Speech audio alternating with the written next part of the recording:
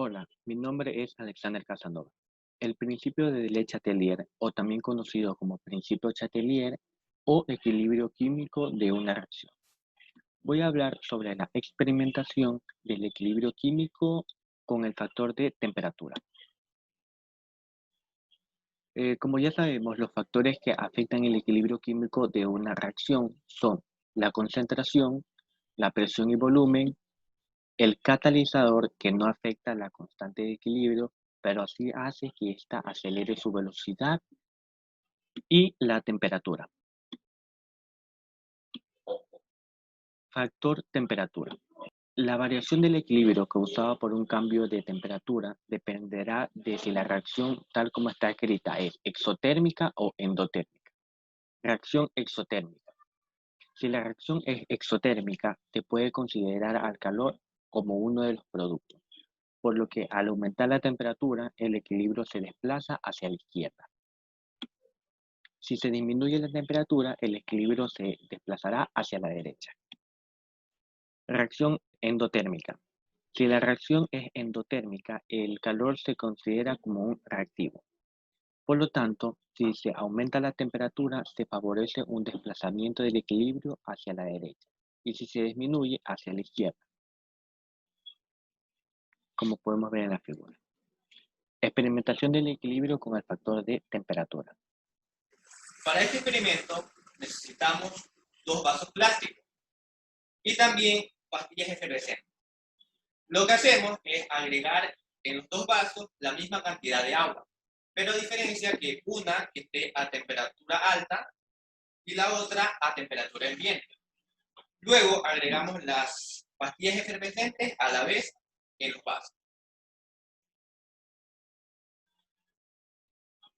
Como podemos ver en el vaso de agua caliente, la pastilla quedó en su superficie.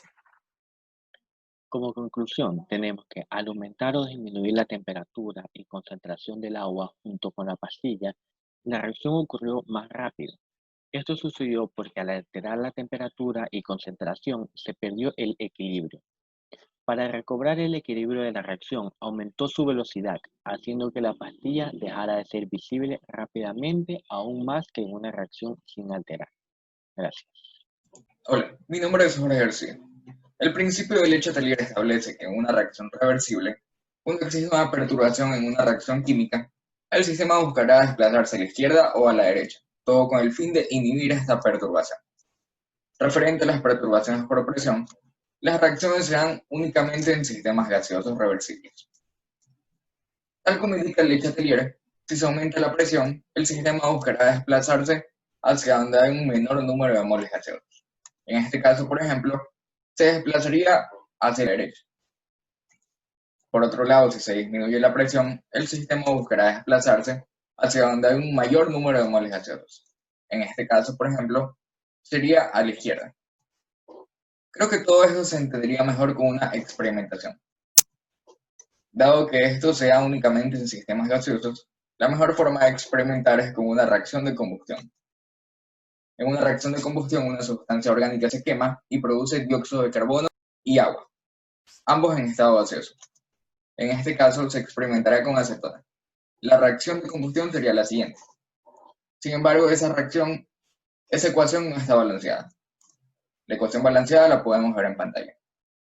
La acetona reacciona con 4 moles de oxígeno molecular y produce 3 moles de dióxido de carbono y 3 moles de agua. Todos los productos están en estado gaseoso.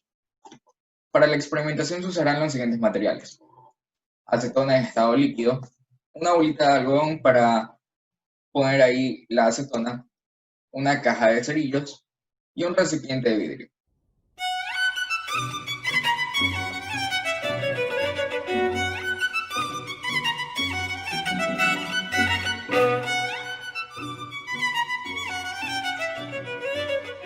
Pero ¿qué fue lo que ocurrió?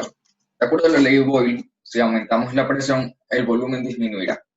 Al aumentar la presión del sistema, colocándole el recipiente de vidrio, el volumen de oxígeno molecular disminuyó, lo que ocasionó que el equilibrio de la reacción se desplace hacia donde hay un menor número de moles. Es decir, hacia el lado de los reactivos. Gracias. Buenas. Hoy vamos a hablar sobre el principio de Leche-Atelier relacionado a la concentración. Tenemos que tener algo muy en claro, que es el principio de Leche-Atelier es aplicable a reacciones de tipo reversible, es decir, que pueden ir de productos a reactivos como de reactivos a productos. También tenemos que saber que es aplicable a reacciones de tipo reversibles gaseosas. Enunciando el principio de Leche-Atelier dice que si se presenta una perturbación externa sobre un sistema en equilibrio, el sistema se ajustará de tal manera que se cancele parcialmente dicha perturbación, en la medida que el sistema alcanza una nueva posición de equilibrio. Lo que nos quiere decir es que si tenemos un sistema en equilibrio y uno de los dos lados se ve perturbado, el sistema tenderá a moverse hacia el lado contrario a la perturbación para alcanzar un nuevo punto de equilibrio, una nueva posición de equilibrio. Relacionando un poquito más Leche-Atelier con la concentración, nos enfocamos principalmente en la constante de equilibrio Kc, la cual es la concentración de los productos elevado a sus respectivos cocientes estequiométricos dividido a la concentración de los reactivos elevado a sus respectivos cocientes estequiométricos. ¿Y qué pasa si aumentasen los reactivos? Si aumentasen los reactivos, el equilibrio tenderá a moverse hacia los productos, mientras que si aumentasen los productos, el equilibrio tendería a moverse hacia los reactivos. Explicando esto un poquito mejor, tomaremos como ejemplo una reacción genérica. A más B produce C más D, o en el lado opuesto, C más D produce B más A. Si aumentasen los reactivos, es decir, si aumentase A o B, lo que causaría es que al aumentar la concentración de los reactivos, QC va a disminuir.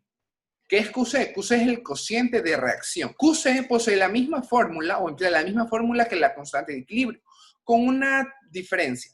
Kc se aplica solo en el equilibrio, mientras que QC puede ser aplicado en cualquier momento, indiferentemente si no es el del equilibrio. Esto provocará que QC sea menor que Kc, lo que implica que la reacción se mueva hacia la derecha, mientras que si aumentan los productos, ya sea se aumente C o D, lo que implica que el cociente de reacción QC aumente, provocando que QC sea mayor que Kc, lo que implicaría que se mueva hacia el lado izquierdo, es decir, hacia el lado de los reactivos. Muchas gracias. Continuando con los factores que afectan el equilibrio químico, yo voy a hablar sobre los catalizadores. Tenemos dos tipos de catalizador. El catalizador positivo, que no afecta el equilibrio químico, sino que hace que el equilibrio químico llegue más rápido. Y los catalizadores negativos o inhibidores, que al contrario de los positivos retrasan o desaceleran la llegada del equilibrio químico. Ahora, para la experimentación vamos a hacer la medición de la oxidación de una manzana con diferentes tipos de catalizadores. Para esos materiales vamos a usar un pedazo de una manzana y los catalizadores que en este caso serían el limón, el vinagre y el bicarbonato de sodio.